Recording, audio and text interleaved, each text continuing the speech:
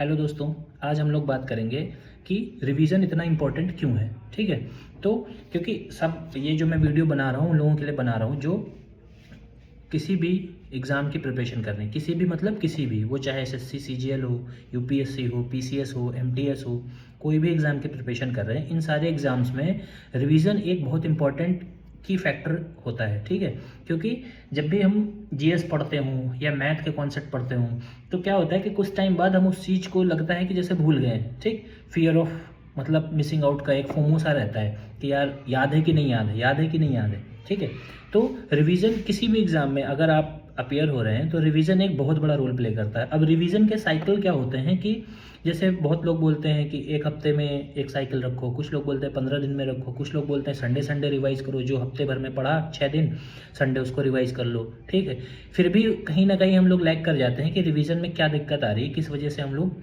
Question जब करने बैठते हैं, जैसे मान लो टेस्ट होता है, वही क्वेश्चन जो होता है वो क्या होता है, हम लोगों ने बहुत बार पढ़ा होता है, बट क्या होता है कि उसको जब अटेम्प्ट कर रहे होते हैं ना तो एक बार में ये लगता है कि हाँ इसका आंसर ये होगा, बट जब बाद में उसका आंसर चेक करो तो लगता है कि यार ये तो दूसरा आंसर निकला है ना।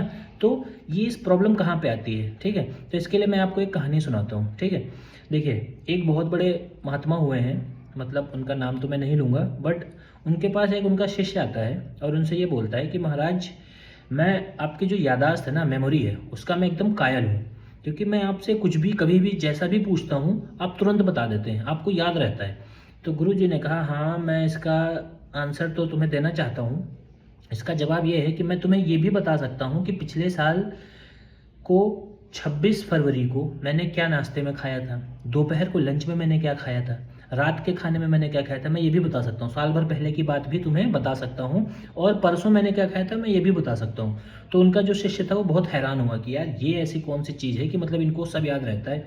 तो गुरु जी ने कहा कि इसमें मेरी यादाश्त का नहीं कमाल है, इसमें कमाल इस बात का है कि मैं पिछले 1 साल से लंच में वही चीज़ खा रहा हूँ और डिनर में भी वही चीज़ खा रहा हूँ, ब्रेकफास्ट में भी वही चीज़ खा रहा हूँ। तो तुम मुझसे कभी भी आके पूछोगे मुझे पता रहेगा कि मैंने क्या खाया था, क्योंकि मैंने सुबह भी वही नाश्ता किया था और पिछले साल जो मैंने किया था वो भी वही था। तो इसका क्या मतलब हुआ कि जब हम एक ही चीज़ को बार बार करेंगे, रिपीट मोड पे करेंगे, तो वो चीज़ अपने आप आपके दिमाग में बैठ जाएगी। फिर आपको ये नहीं कहना पड़ेगा कि याद नहीं रहता, भूल जाता हूँ, है ना। तो रिविज़न क्या होता है, रिविज़न एक ये इंपॉर्टेंट रोल प्ले करता है किसी भी एग्जाम में। ठीक, जैसे कि इस कहानी में हुआ, वो बाबा जी क्या कर रहे थे, हर साल मतलब एवरी डे उनका ब्रेकफास्ट डिनर लंच सब कुछ सेम था। तो अब उनसे कभी भी तुम पूछ लो बाबा जी डिनर में क्या खाया, वो तुरंत बता देंगे, लंच में क्या खाया वो तुरंत बता देंगे। ठीक, ये एक कहानी है, सिंबॉलिक रिप्रेजेंटेशन है जो समझाने के लिए मैं बता रहा हूँ। तो इसका मतलब क्या हुआ कि जब आप रिपीट करते हैं चीज़ों को, when you repeat the things, तब ऑटोमेटिक आपको चीज़ें क्या होंगी, रिटेन होना शुरू हो जाएंगी। अब प्रॉब्लम ये आती है कि रिवीजन कब कब करें, ये कितने टाइम करें। देखिए इसका जो सबसे बेस्ट मेथड होता है, हमेशा जो मतलब मैंने अप्लाई किया है और मेरे लिए भी काम किया है, शायद आप लोगों के लिए भी काम करेगा। देखिए इसमें होता क्या है कि जैसे मान लीजिए आपने कोई चीज़ पढ़ी, ठीक, आपने उसको पढ़ लिया, फिर उसके बाद आपने एक कॉन्सेप्ट सुना होगा एक्टिव रिकॉल मेथड का। ठीक है, जैसे मान लीजिए आपने आज पढ़ा फंडामेंटल राइट, ठीक, आपने फंडामेंटल राइट पढ़ा, फिर आप नेक्स्ट डे उठिए और अर्ली मॉर्निंग का पहले 40 मिनट जो आपने पढ़ा था प्रीवियस डे पे उसको रिकॉल करिए, आप याद करिए क्या क्या आपको याद आ रहा है और उसको लिखिए। ठीक है, उसको लिखिए कि अच्छा फंडामेंटल राइट में 12 आर्टिकल था, 13 था, और रैंडम याद करिए, मतलब 12 लिखिए, फिर एकदम से 32 पे पहुंच जाइए, फिर एकदम से 18 पे आ जाइए, फिर एकदम से 20 पे। इससे क्या होगा, दिमाग आपका जंप करेगा, तो जंप करेगा तो आपका ब्रेन भी वैसे कंडीशन हो जाएगा, क्योंकि एग्जाम में चीज़ें रैंडम आती हैं। ऐसे थोड़ी आता है कि तुमसे 12 से 35 पूछ लेगा आर्टिकल डायरेक्ट कि 12 से 35 आर्टिकल बताओ सीधे सीधे, है ना। वो तुमसे 12 पूछेगा फिर सीधे 22 पे पहुंच जाएगा। ठीक है, तो अपने दिमाग को भी ऐसे ही कंडीशन करना है आपको, और एक्टिव रिकॉल करनी। होता क्या है मैं बताता हूँ। जैसे मान लीजिए आपने पॉलिटी के नोट्स बनाए, ठीक है, अब आपने पॉलिटी के नोट्स बनाए हैं, तो अब आप क्या करेंगे कि एक बार आपने नोट्स बनाए, बुक पढ़ी, उसके बाद जब आप दोबारा पढ़ेंगे तो आप उन्हीं नोट्स को अपने सामने रख के बैठेंगे और पढ़ते रहेंगे। अच्छा ये होता है, ये होता है, आपको लगेगा कि मैं पढ़ रहा हूँ और मुझे आ रही चीज़ें। बट वही चीज़ जब एग्जाम में आती है तो हम बैकफायर कर जाते हैं, वो समझ में नहीं आता है, डिलेमा क्रिएट होता है। तो इसका रीज़न क्या है, एक्टिव रिकॉल। मैंने अगर आज पार्लियामेंट चैप्टर पढ़ा है, ठीक है, तो उसका मैं एक्टिव रिकॉल करूंगा आने वाले टाइम में, और बहुत जल्दी करूंगा। ऐसा नहीं कि मतलब हफ्ते भर बाद कर रहा हूँ, ठीक है। और ये चीज़ पीरियोडिक रखूंगा कि मतलब टाइम टू टाइम मैं एक्टिव रिकॉल करता रहूंगा। जैसे मान लो कि तुमने फंडामेंटल राइट मैं आपसे अगर पूछूं आर्टिकल 16 क्या है, फिर आर्टिकल 22 पूछूं, फिर 28 पूछूं, तो आप कंफ्यूज हो जाएंगे। बट मैं आपसे 12, 13, 14, 15, 16, 17, 18 ऐसे पूछता रहूं तो आप रट के रखें, आप बता देंगे मुझे। और एग्जाम ऐसा आता नहीं है कि आपको सीक्वेंस वाइज पूछेगा, जो आपकी किताब का इंडेक्स है वैसा एग्जाम थोड़ी आएगा, वो तो रैंडम पूछेगा आपसे। तो आपको दिमाग को वैसे कंडीशन करना है रैंडमली, ठीक है, कि और एक्टिव रिकॉल के थ्रू करना है। मैं बार बार ये बात बोल रहा हूँ एक्टिव रिकॉल, क्योंकि ये चीज़ मेरे लिए काम करी है। Active recall is the best method to learn anything, ठीक है। आपने एक बार पढ़ ली चीज़ें, उसके बाद आप एक्टिव रिकॉल मोड पे चले जाइए, ठीक। जब आपको उन चीज़ें, जैसे मान लीजिए आपने एक्टिव रिकॉल किया, आपने आर्टिकल 14 देखा, फिर उसमें था इक्वल प्रोटेक्शन ऑफ लॉ और इक्वलिटी बिफोर लॉ, ये दोनों कॉन्सेप्ट कहाँ से लिए गए थे, अब आपको याद नहीं आ रहा, आप फंस गए, तो वहीं पे तुरंत क्रॉस करिए, वहीं पे क्रॉस करिए कि ये चीज़ मुझे नहीं याद आई, फिर जाके उसको पढ़ लीजिए, फिर वो चीज़ आपको, फिर जब अगली बार जब आप एक्टिव रिकॉल करेंगे तो ये दो चीज़ें जो आपने देखी थी ना जाके नोट्स में अपने, ये आपको याद आ जाएंगी तुरंत कि अच्छा ये पिछली बार मैं भूल गया था बट इस बार मुझे याद आ जाएगा, ठीक है।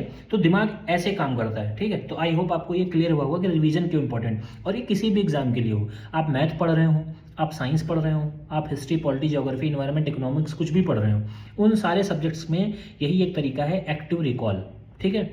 अब एक चीज़ मैं और बताना चाहूँगा कि जो स्पेशली किसी बड़े एग्जाम की तैयारी कर रहे हैं, जैसे यूपीएससी हो गया है या स्टेट पीसीएस हो गया है, तो देखिए दोनों में डिफरेंस क्या होता है। यूपीएससी कॉन्सेप्ट पे बात करता है और यूपी पीसीएस फैक्ट पे थोड़ा इंसिस्ट ज़्यादा करता है। यूपी पीसीएस हो या किसी भी स्टेट का पीसीएस हो, फैक्ट पे ज़्यादा ये लोग फोकस करते हैं। तो देखिए जो यहाँ पे फैक्ट की बात आती है ना, उसमें आपको कुछ चीज़ों के लिए कैटेगराइज करना पड़ेगा चीज़ों को। जैसे किसी स्टेट का पीसीएस एग्जाम है मान लो, ठीक है, तो आप हम सबको ये बात पता है कि हर स्टेट में जो एग्ज़ाम होते हैं वहाँ पे पर्टिकुलर उस स्टेट की स्पेसिफिक नॉलेज होना ज़रूरी है। अगर 150 क्वेश्चन आ रहे हैं तो उसमें से कम 50 क्वेश्चन आपको ऐसे मिलेंगे जो करंट अफेयर्स के होंगे और उसी में स्पेशली उस स्टेट का पर्टिकुलर इन्फॉर्मेशन होगी। मतलब 50 से 60 क्वेश्चन जो करंट का आता है उसमें 50 क्वेश्चन मान लीजिए आप मोटा मोटी 50 क्वेश्चन ऐसे होंगे जो आप एक्स्ट्रा एज ले सकते हैं तैयारी करके। जैसे मान लो आपने यूपी का एग्जाम दिया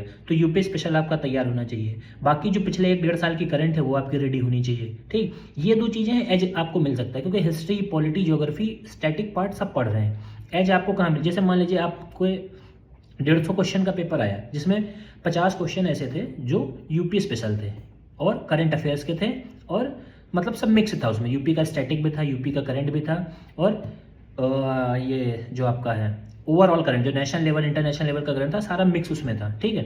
अब वो 50-55 क्वेश्चन थे, अगर आप उसमें मान लीजिए 40 क्वेश्चन भी कर लेंगे तो आपके पास कितने क्वेश्चन बचे, अब इधर 100 बचे जो स्टैटिक वाले मान लो आए थे, फॉर एग्जाम्पल बता रहा हूँ, और 50 वो बचे जो करंट वाले थे, उसमें से आपने 40 कर लिए। अब इधर अगर आपने स्टैटिक अच्छे से कर रखी है तो आप 60 क्वेश्चन 65 क्वेश्चन आराम से कर ले जाएंगे 100 में, ठीक। तो आपका टोटल कितना बन गया, 105 बन गया।